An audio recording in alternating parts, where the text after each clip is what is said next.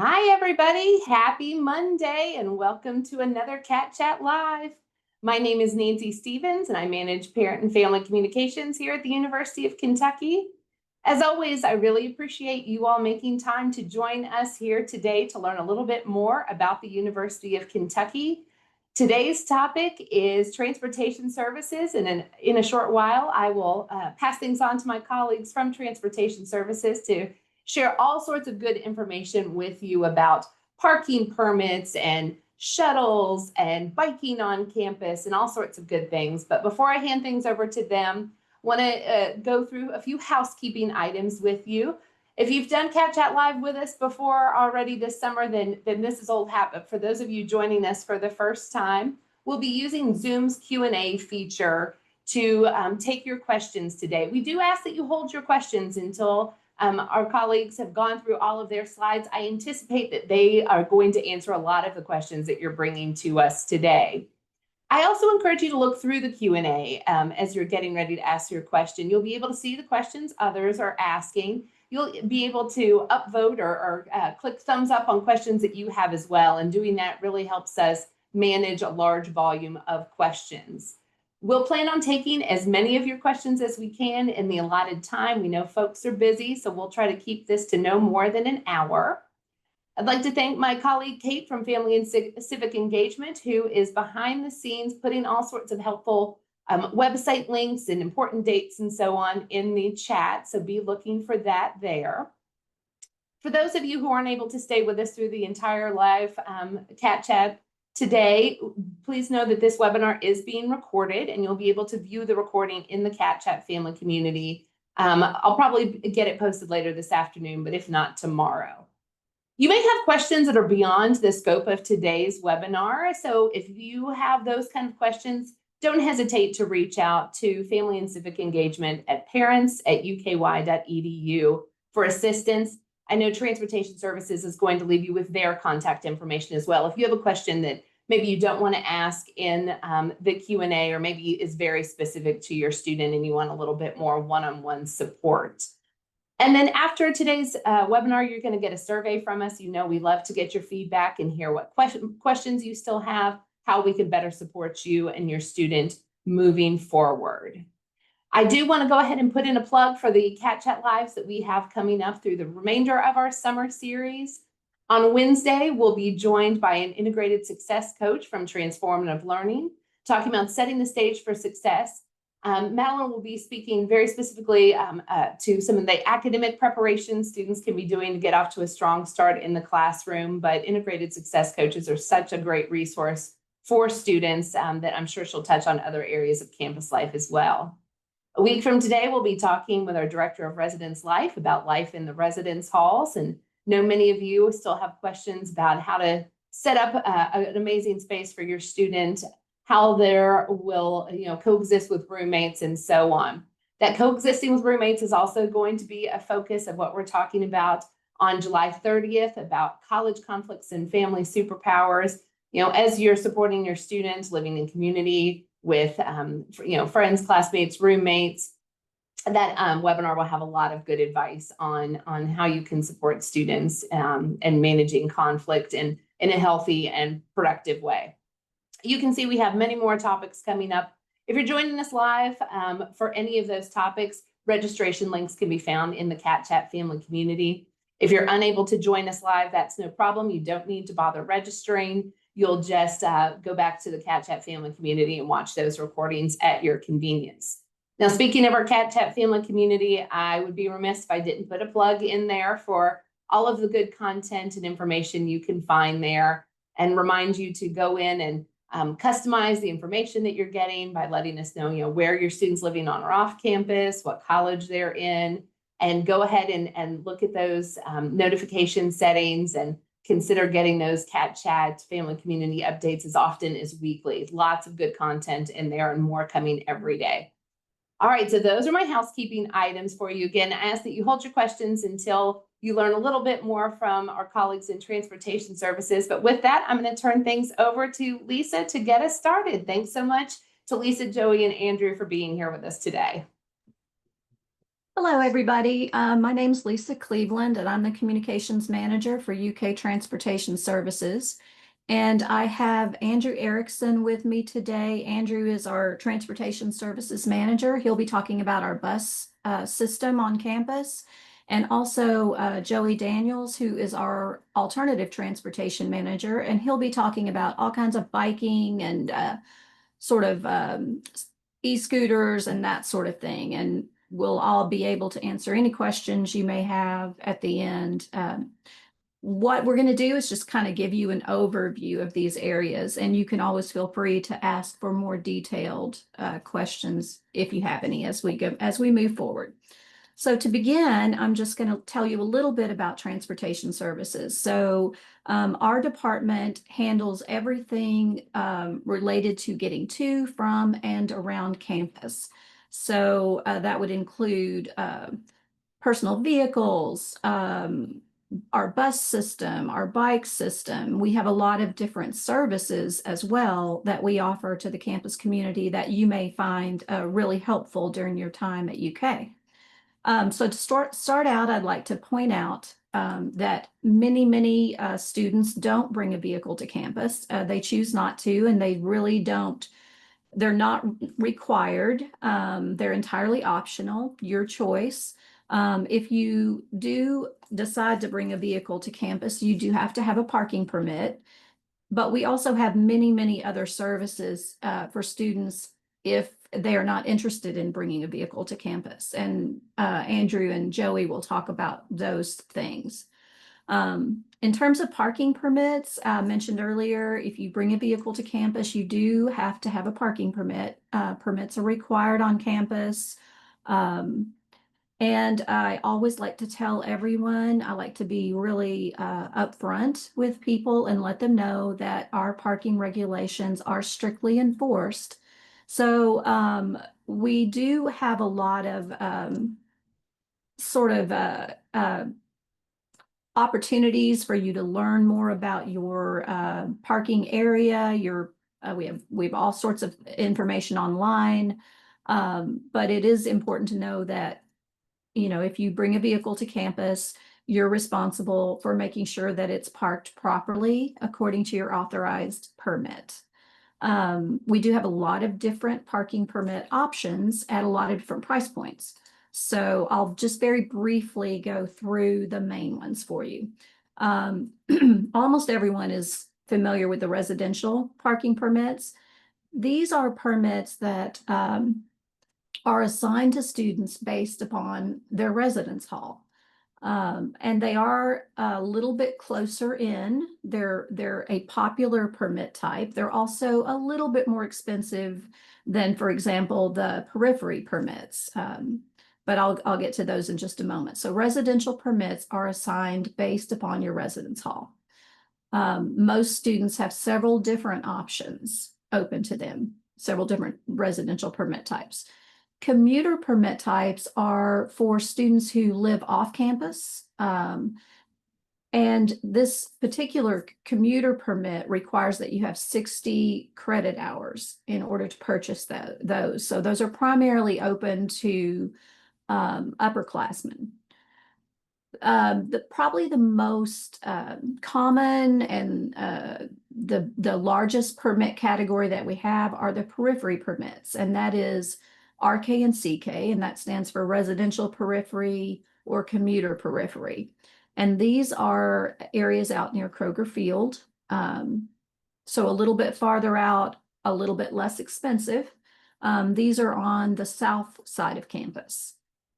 And then we also do offer remote permits, and these are permit types that a lot of residential students might get who don't really need their vehicle that often, but they want to have a place to park it on campus. These are our lower cost permit types. These permits are also available to students who live near campus, but don't have parking in their apartment complex. We found a few years ago that we had to open these remote permits up to students who live in nearby residential areas off campus, but don't have enough parking in their apartment area. So those permits are also opened up to some commuter students like that. There's a lot of specialty permit options. This is just a listing of a few of them. ADA accessible permits are available to students who go through the Kentucky Disability Resource Center to be qualified to get an ADA accessible permit. I do want to mention too that there are temporary ADA permits as well. So if during the school year, you know, hopefully it wouldn't happen, but if you were to have surgery or some sort of injury that caused it to be difficult for you to get around a little bit, you can get a 2-week temporary ADA permit to sort of get you through that time frame. Off-peak permits are probably not something that most of the folks on this call would be interested in, but there are some students who only come to campus after hours. You know, they have evening classes or they're not on campus that much. And this is another lower cost permit that is available for students and it's good for after 3:30 p.m. on campus. And of course, we have motorcycle and motor scooter permits as well. Aside from permitted areas that areas that require a parking permit, we do have some short-term parking options. So there are a variety of parking meters all over campus. We have some visitor lots as well. There's one at the library, that's a visitor lot. The Gatton Student Center has a visitor lot. Sports Center Garage and Cornerstone both allow visitors in there where you pay by the hour. I always tell permit holders, your permit is not valid at a parking meter. So if you do park at a parking meter on campus, you're required to pay the meter, whether you have a permit or not. So that's something to keep in mind, but these are good options for visitors as well. People who might want to swing by and see you at your residence hall or only need to be on campus temporarily. And now I will turn it over to Andrew to talk about our on-campus bus system. Thank you, Lisa, and thank you everybody for joining us. As Lisa mentioned, my name is Andrew Erickson. I am the transportation manager. I oversee the buses on campus. So I'm going to go over just a brief overview of the operations we have on campus, the routes that are most used, and then a couple other programs that we offer that can be useful to students on campus. First thing with our bus routes is they are all free to ride. You do not have to show an ID, provide any payment. When a bus pulls up, hop on board and it'll get you where you need to go. And then the other one is our buses run on a headway system, which is to say our buses just are constantly running. They approach stops frequently. That way students don't have to try to learn a complicated set bus schedule with times and whatnot. Just know that a bus is coming every 7 to 10 minutes or whatever that particular route runs. So the main routes that students use are the blue and white routes that runs during the weekdays, Monday through Friday from 6:45 a.m. until midnight. And the frequency they run is about every 7 to 10 minutes. Again, that's the most heavily used. The blue route runs clockwise around campus and the white route runs counterclockwise. So both routes run the same streets, just in opposite directions. So no matter which one you get on, they'll get you anywhere on campus. On the weekends, our yellow route runs between the football stadium on the south end of campus up towards North Campus. That runs from noon to midnight every 15 minutes. One more route that we have on campus is our green route. This is geared towards some periphery parking around the football stadium. If lots were to fill, we have extra parking that this bus route services to get over to the main stop by the football stadium to catch the blue or white routes. It also runs through our graduate housing complexes. The most helpful tool is our transit app. We've partnered with Transit to allow real-time tracking for our buses. If you want to try to scan the QR code or just find it, search for it in your the App Store. It'll pull up. You can great features with this. When you log in, that we've actually partnered with them to provide the upgraded experience through Transit Royale. Gives everybody the chance to save frequently used routes, favorite routes, and it also comes with wayfinding features. So if you're on campus and you need to know how to get to a certain building, you can actually enter that in the app. It'll give you step-by-step directions as far as where to walk to the closest bus stop to catch that stop, when the bus is going to arrive, which stop when you're on the bus, which stop to get off at. So very, very, very helpful. Recommend everybody to download that. All right. And then one other thing I'll mention with buses is our partnership with LexTran, the Lexington Transit Authority. They allow free rides for all UK students, faculty, and staff to ride as well. So anywhere you want to go around Lexington, Fayette County, you can ride any of their buses free of charge. All you have to do is show your Wildcard ID. All right. One other thing I'll mention is our airport shuttles. We run these during academic break. So for Thanksgiving break, Christmas break, and spring break, we offer airport shuttles to 3 regional airports: the Lexington Bluegrass Airport, the Cincinnati Northern Kentucky International Airport, and the Louisville International Airport. Typically, the signups, we usually open that up on our website around just after school starts to allow folks to start planning for trips home during the holidays.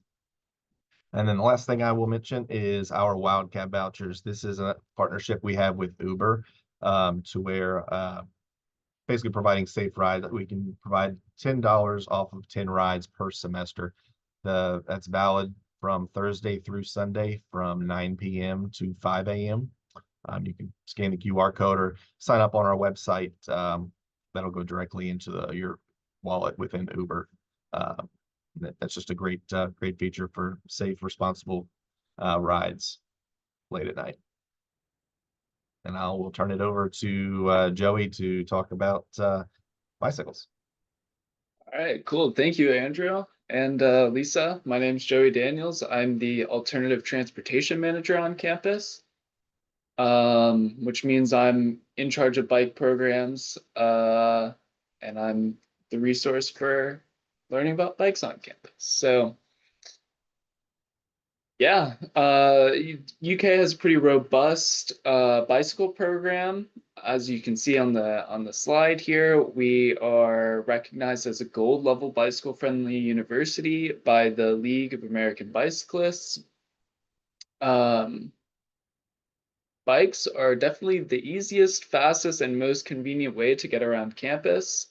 During the orientation sessions and things like that, I've had some parents ask us, my student only has 10 minutes between these classes, like, should we take the bus, this, that, and the other? And I say, get a bicycle, because that's the only way that you can guarantee that you'll make it to your class on time. Not the only way, but most convenient way. So yeah, when you're on campus, it's always important to follow the rules of the road and take advantage of bike facilities.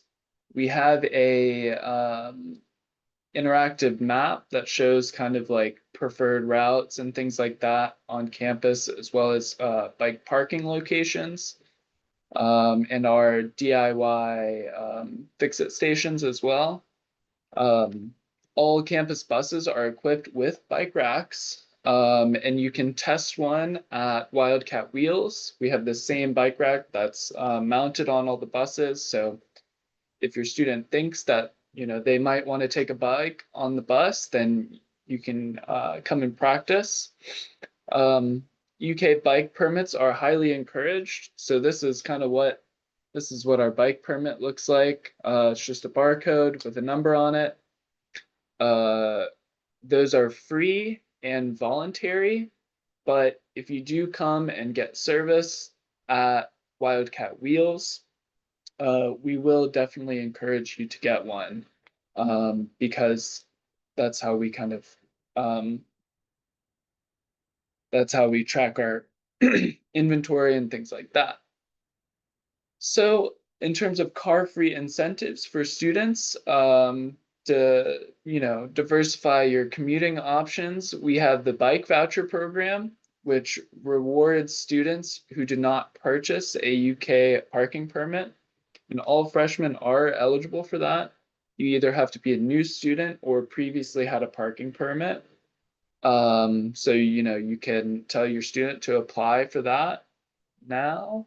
But if you do choose to get a parking permit this year and, you don't really use it that often or what have you, then you can do it next year as well. You just have to have a 2-year commitment.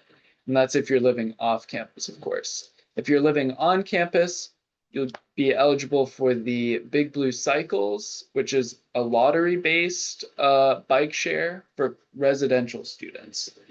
That is lottery-based. There's about 150, 160 bicycles, so they go out pretty quickly. We'll do the first round. It's kind of, lottery. And then after that, we just go down the list of whoever didn't claim a bike. That's how many bikes we have remaining. We also have short and long-term bike rentals, either for a week or a semester.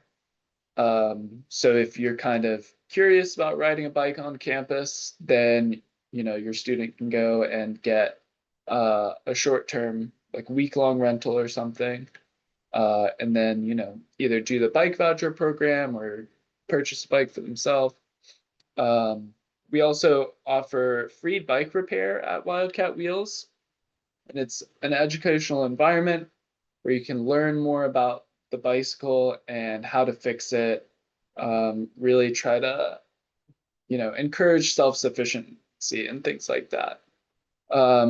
We also have potential employment opportunities. That'll be posted on the UK job board for student mechanics. And it's pretty flexible part-time work on campus. And yeah, we're opening a new location in the Sports Center garage.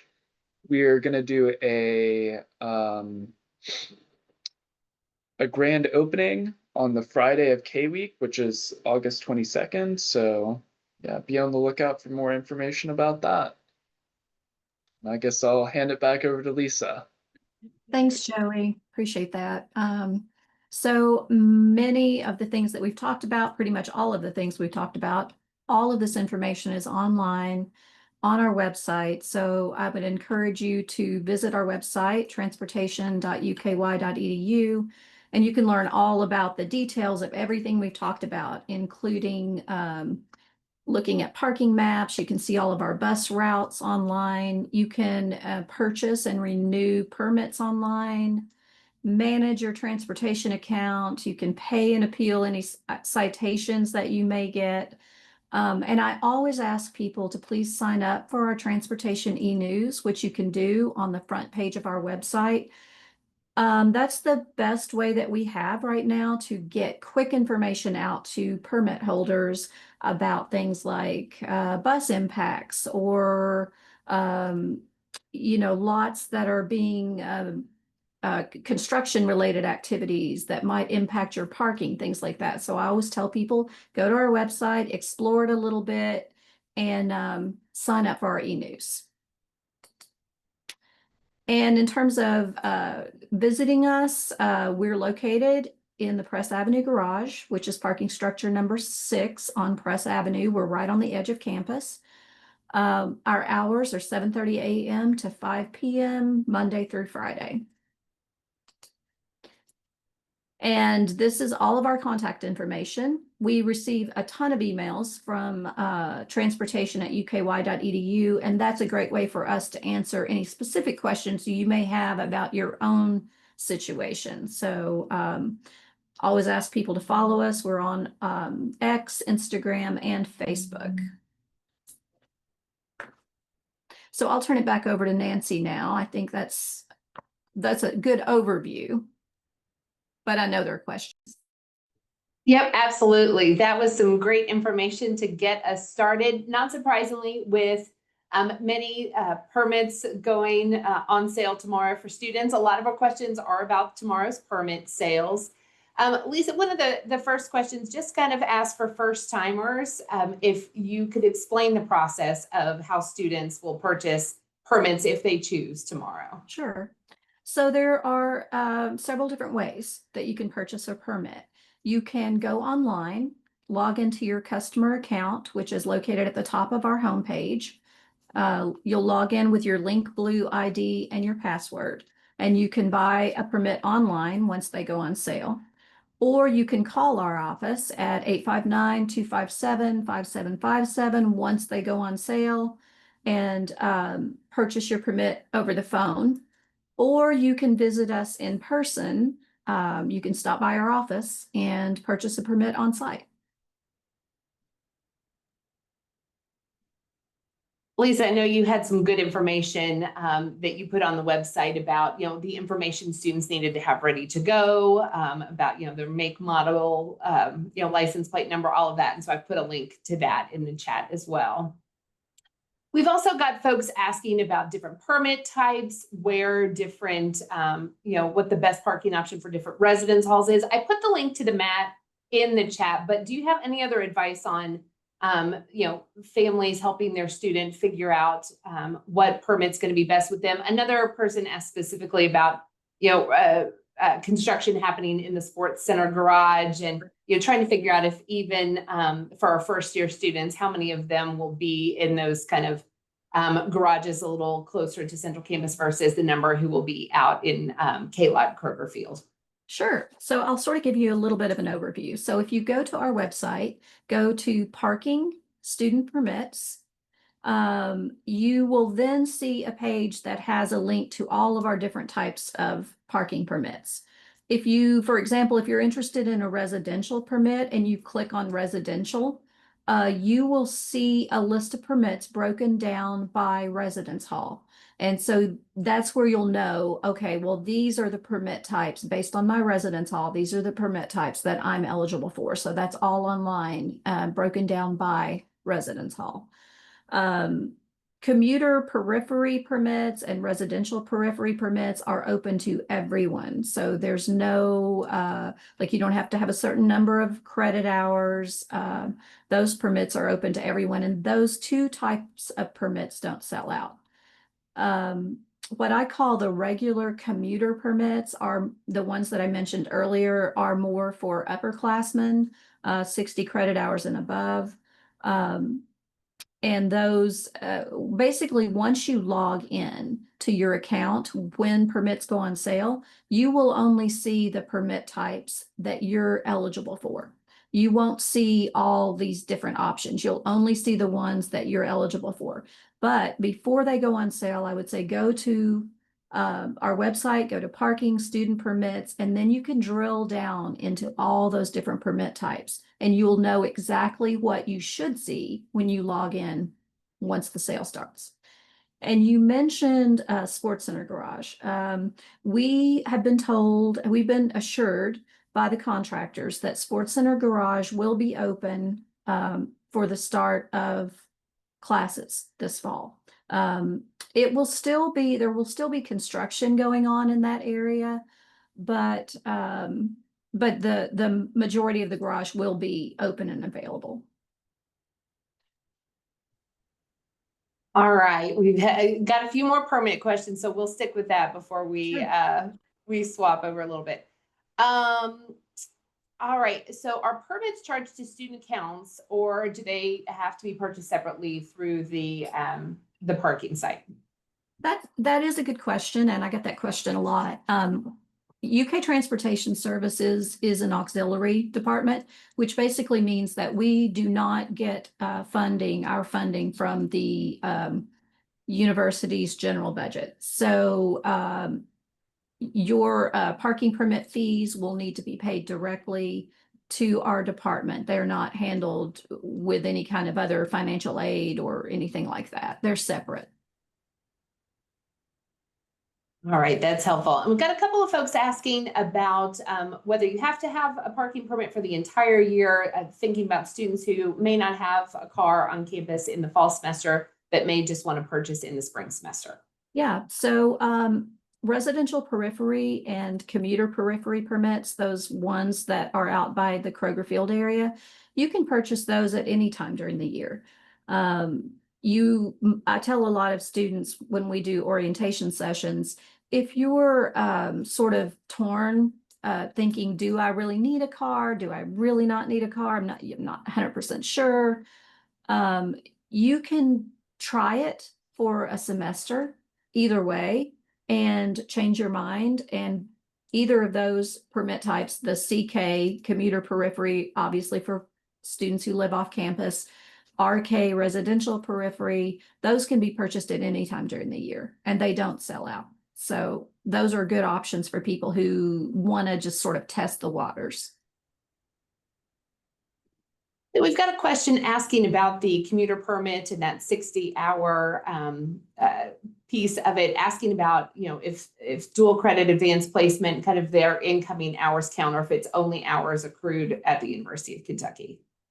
It is total hours. So any hours that are accepted by the University of Kentucky that count towards your total credits would be part of that 60 hours. So yeah.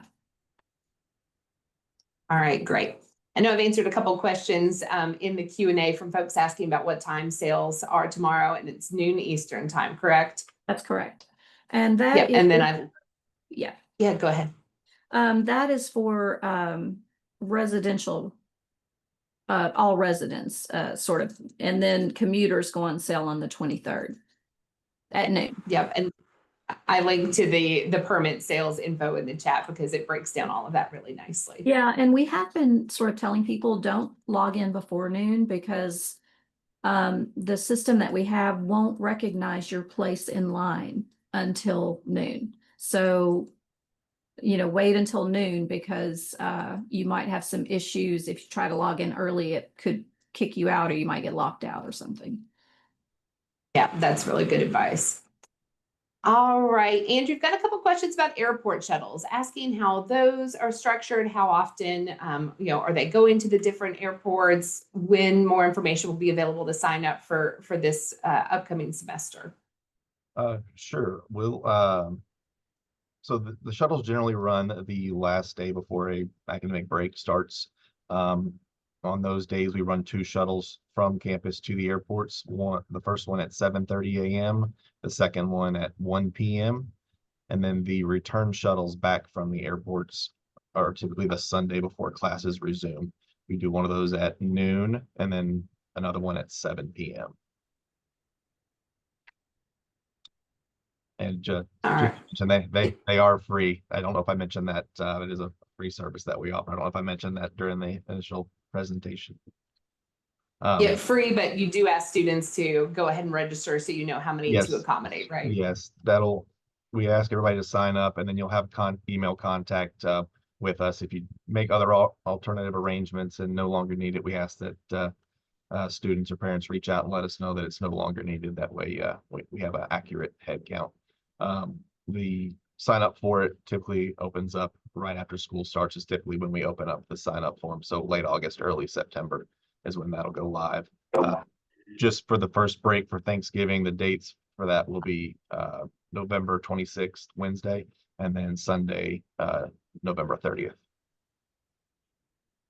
And you all are always so good about getting that information to me so I can put it in the Catch Up family community and put it on social media as I see it on your account. So we try to make sure that parents and families know about those regional airport shuttles so that they can nudge their students to go ahead and hold their seat.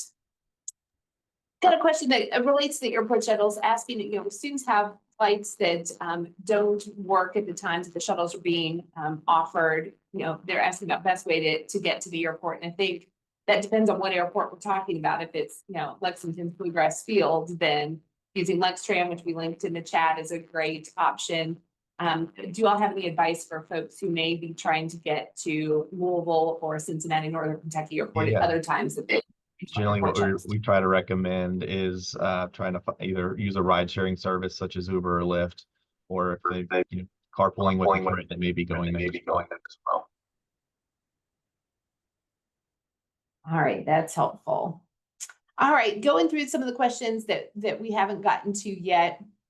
We've got a question about if students don't move their cars out of K-Lot Kroger Field on game days, what is the consequence for that? You all also, I think, do a good job of using your transportation e-news to remind students of that, putting it on social media. We try to nudge parents and families to remind students, but if students miss all of that communication, what happens if they don't move their cars? So, sorry, I have a little feedback there. Yeah, that's always a concern that students have, but I like to remind students there's only about 7 or 8 home games. It's not a whole lot of times that you have to move your car. And we have many, many lots that open up on campus on the weekends because employees aren't here. So finding another place to move your car to is not a problem. The challenge is just remembering to move your car. And that's what Nancy mentioned. We do send out notices every single home game. I will send out a notice and say, hey, there's a home game on Saturday. Don't forget to move your vehicle. And we give them all of the information about where they can move their vehicle. We link to maps that show them the exact locations. If by chance, and so I would just say, please go online. Please sign up for our e-news because I hate it when people, do get a citation or worse. And we do try our best to make sure everybody is always reminded about every home game or any other event that might impact their parking. And where was I going with that? Consequences. So we know that when students get on campus for the first time, especially, that there's a lot of apprehension and maybe they are a little overwhelmed with just getting used to, campus and getting used to where they can move their vehicle to and that sort of thing. So we always do give at least one courtesy, warning. You won't get a citation the first time you forget to move your vehicle for a home game. Now, we might relocate the vehicle into another authorized area, but you wouldn't get a citation that first time. Now, following that, we sort of expect you to, to pay attention to when the home games are and to go ahead and move your vehicle when you need to. And we work very closely with UK Athletics to move those vehicles that need to be moved if a person forgets, and you may end up with a $30 citation for forgetting to move your vehicle. That's helpful, Lisa. I also put the athletics related parking info link from your website into the chat. I know that you all will be updating that relocation map with the 2025 information, but that will happen prior to the start of the school year and the first home game. I was talking to many of our first year experience ambassadors this summer about this topic. They were saying that, when they were first year students, parking in Kroger Field K-Lot, that they were moving their cars pretty much every weekend, whether there was a home game or not, because they found it just to be more convenient to have it closer to them and to take advantage of those employee lots and some of the other places that you recommended. So that's helpful. All right, got a question for Joey. Christine's asking about more information on the car-free incentives for not purchasing a parking permit and asking if you could explain a little bit more about those incentives.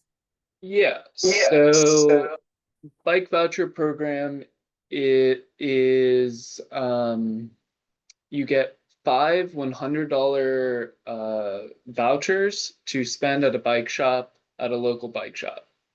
So there are 5 participating bike shops in town, and you can use 2 of the vouchers at one bike shop, the other vouchers at a different shop. The only thing is that you have to sign a 2-year car-free commitment, which means you cannot purchase a parking permit, a regular parking permit for 2 years. So if you're living close to campus, then it's probably faster to ride a bike to campus anyway.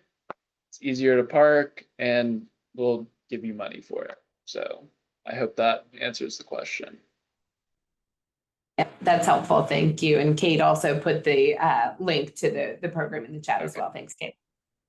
All right, Terry is asking about electric scooters on campus. I think folks are generally aware from the housing office that those can't be brought into the residence halls and charged there. So Terry's asking how they can be charged. So not sure who wants to take that one. I can answer that one too.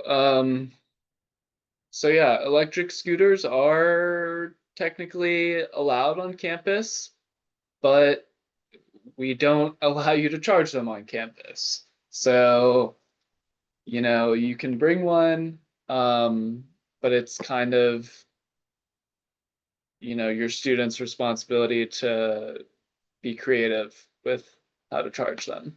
So be creative with finding a location to charge them. Right, Joey. Jennifer is asking another bike-related question, asking about bike storage in the residence halls.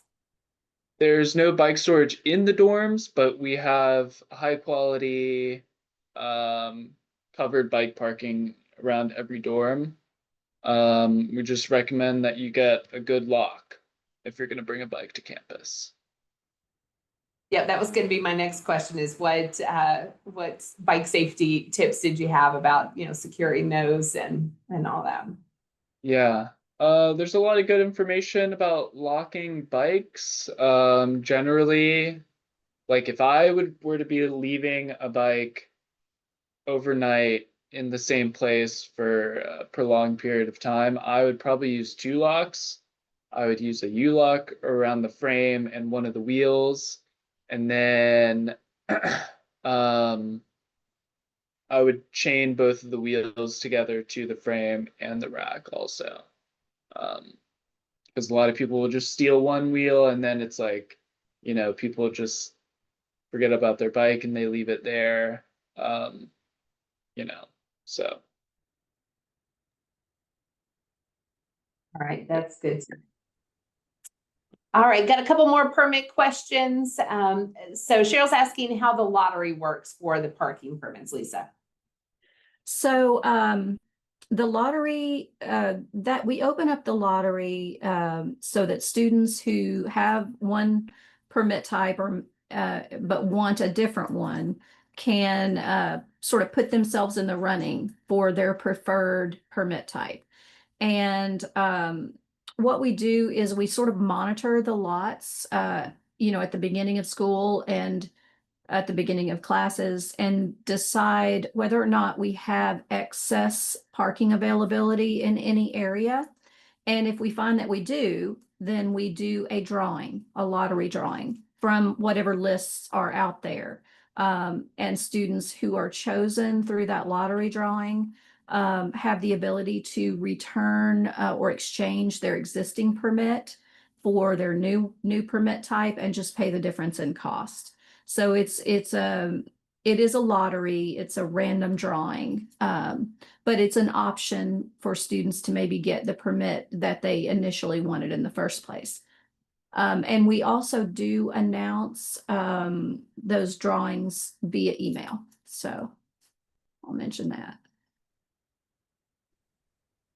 All And right. you can sign up for the lottery on our website as well.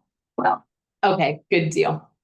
So I know I linked to the parking maps in the chat, but got a follow-up clarification question because there are lots of different parking maps. So someone's asking about how they know which parking map to consult. You know, so if you wouldn't mind explaining the difference between kind of overall data, you know, off-peak, all of that. I'll sort of go through that for you. We do have a lot of different maps out there. There's some that are strictly related to employees. There's an overall map that sort of shows every parking area on campus by type. And they're the shaded different areas. Some, you know, so there are employee areas, there are student areas, there's residential areas. So all of that is sort of shown on that overall map. And then we have some student focused maps, and those are all the student permit parking areas. There's a football relocation map. We talked a little bit about football relocation earlier, and that map shows you where you can relocate your vehicle to on those days, on those home football game days. There's an ADA accessible map out there for students who need that accommodation. I think there's a motorcycle map out there that shows where, if you're driving a motorcycle, where you can park your motorcycle on campus. Think that, oh, and I'd be remiss if I didn't mention the off-peak map, because we sort of touched on that just a little bit. Off-peak is after 3:30 p.m. weekdays. So after 3:30 p.m. weekdays, many different parking areas open up to students with any permit type. So that's a less busy time because we don't have a lot of employees on campus, but employees are starting to leave campus around that time in the afternoon. So there's more options available for people after 3:30 p.m. weekdays and on the weekends. No permit is needed on the weekends. There are some exceptions to that rule. Some of our residential areas, for example, are controlled for those specific permit types 24/7. But UK, I think, has done a really good job of signing all of our lots. So there are signs at the entry to all lots, and you'll be fine as long as you pay attention to those signs. Don't ignore the signs. There are some areas and some parking structures that require specific permit types all the time. So you'll want to avoid those areas unless you have that specific permit type. All right, got one more question about the e-scooters. I think I interpreted the original question as about having them in the residence halls, because I think so many folks have been asking about things that can and can't be brought into the residence halls. But could you all talk a little bit about the Bird single trip e-scooters and how that works? I also put a link in the chat to that as well. Yeah, so the Bird scooters, they work similarly to like Uber or something like that. You create your account and then you upload money to your account, kind of. I don't know if you have to do that. You might be able to just pay for a single trip, but and then it's kind of like a declining balance. So if you put $5 into your account and you make a trip across campus, that's a half mile. That ride might cost like $2 or something, and then you have a remaining balance in your account. But yeah, they have like QR codes on them. You use the Bird app and scan the QR code, and then from there you just ride it and park it at your destination. They're pretty easy to use. Yeah, just have to be safe, use common sense while riding them. So hope that helps. That does help, thanks.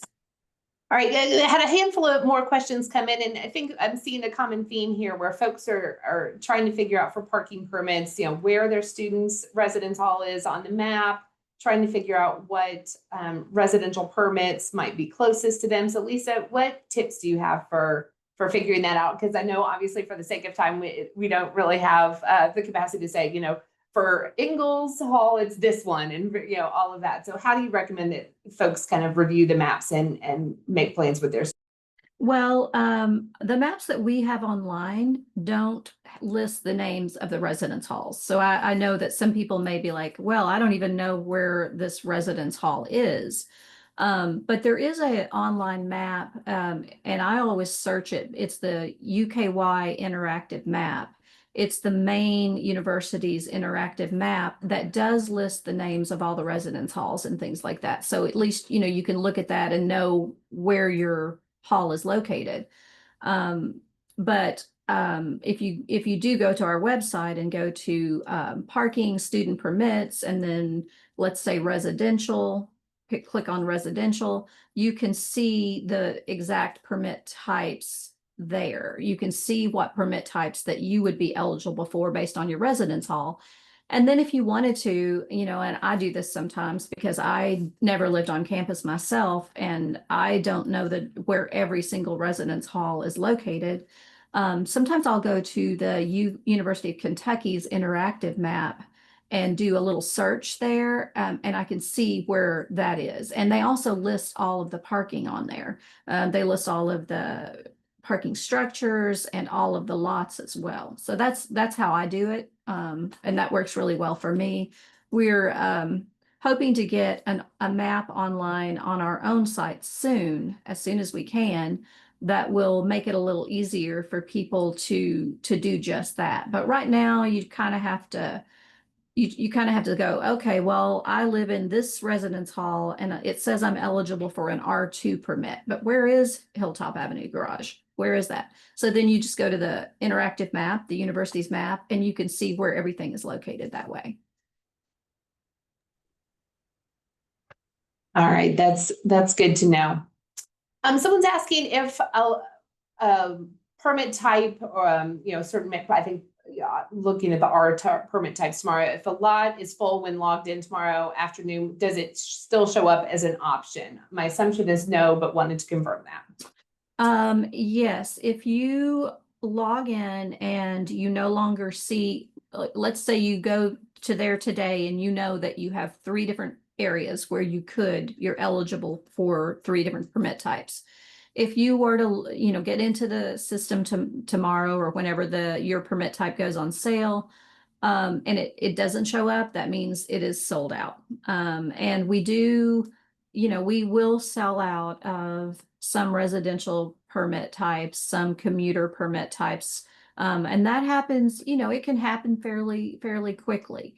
And that's why we do the lottery as a follow-up option. If you don't get the permit type you want, your first choice, I guess, is what I'm saying.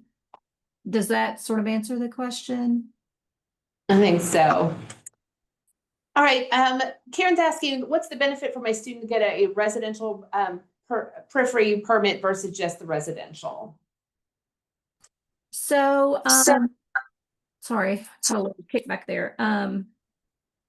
The question was, what is the benefit to having a residential permit as opposed to a residential periphery permit? Is that okay? Yes. So, I always tell people to give some genuine thought to how often they actually need their vehicle.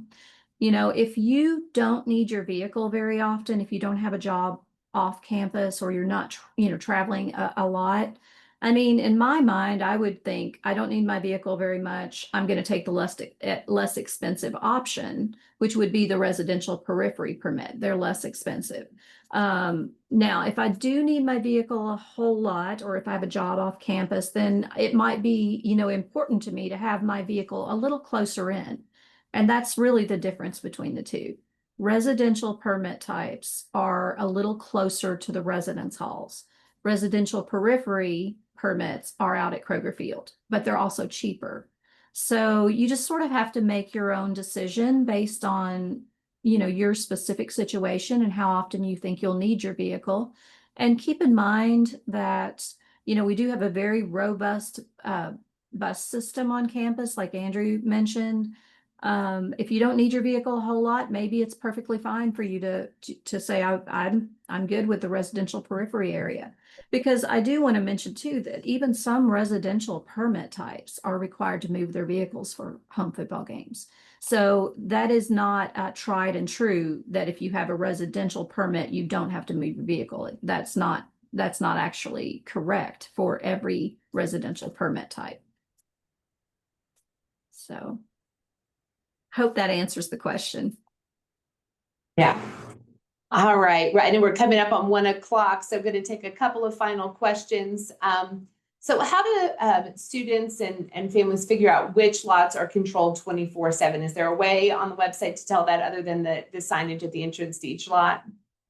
So if you look at our maps online, you would see, that some of them, they're usually in red. They're like a reddish maroon color. Many of those are lots that are controlled 24/7. But the best way probably to know that is just to look at the signs at the entrances. Students by and large cannot park in employee lots, for example, until after 3:30. So after 3:30 in the afternoons, any valid permit is good in a lot of different lots, including employee lots. But the best way to, that I can, I guess, explain to people to be safe and to not get parking citations is to take a little time to look at the maps, learn where your permit type is valid, and basically just park in those areas and know that after 3:30 you have more options. But always pay attention to the signage at the entrances to lots. And I really do want to also say to everyone that parking in UK healthcare parking structures is a large fine. It's those spaces are reserved for patients and patient visitors. So I always like to tell students, you know, please don't park in those lots unless you have you know, an appointment, a healthcare appointment. Because those are significantly more expensive citations. UK Healthcare is very serious about keeping their parking lots and structures for patients and patient visitors only. So paying attention to the signs and that sort of thing is really going to be the very best way to ensure that you don't get any kind of any kind of issues.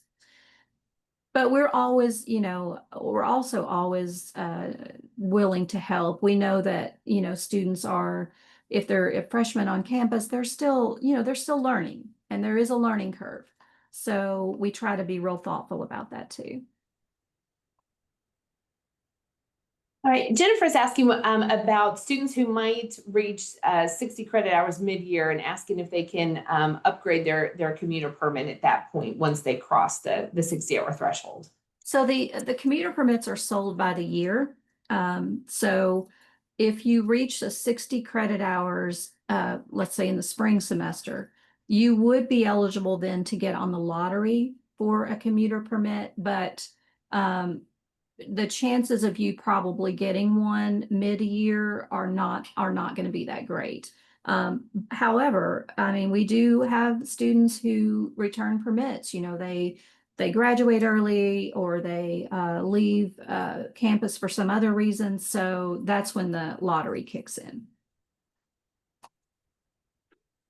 All right, and then this next question may touch on everybody. So it's saying if residential passes end up being sold out for their students and periphery is the only option, what's the best way to navigate if a student's using their vehicle every day? I suspect that this could involve campus shuttles, it could involve bikes, it could involve you know, alternative transportation. So who'd like to take that one first? Yeah, I'll start with the campus buses. I'll just say they run very consistently. Utilize that transit app that I mentioned. Have that app. If you're living in a dorm, you can pull it up while you're sitting in your room, and you can see exactly where the bus is. They'll tell you, hey, this bus is going to be at this stop in 5 minutes. You know to go ahead and make your way down, catch the bus as it comes through. And then even if you're on North Campus trying to get to the periphery by the football stadium, by K-Lot, at most you're looking about a maybe 15-minute ride at the most. And then Joey, I don't know if you want to chime in there on your stuff or not. Yeah, I would just kind of echo what Andrew said. Like the transit app is very accurate, and it can be really convenient when you're, you know, planning on when to come to campus. If you're going to come to campus, you know, try to you know, do that around the times when the buses are running. You know, also if you have the capability to like bring a bike in your car and use that when you're getting around campus, then that's always an option. The bird scooters are an option too. You can also leave your bike locked up we have some bike racks by those bus stops on University Drive near the Kroger Field lot. So, you know, you can park a bike there. You know, different options. We also have commute planning available. So if you have like specific questions about, you know, where to ride or things like that, then that's always an option also.